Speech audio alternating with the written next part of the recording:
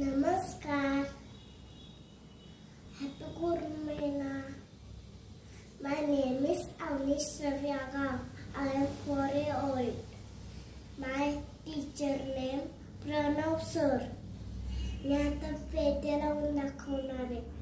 1 2 3 4 5 6 7 8 हे हाती,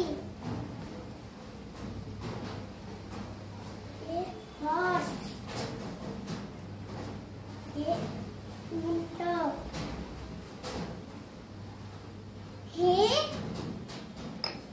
राणी, हा राजा.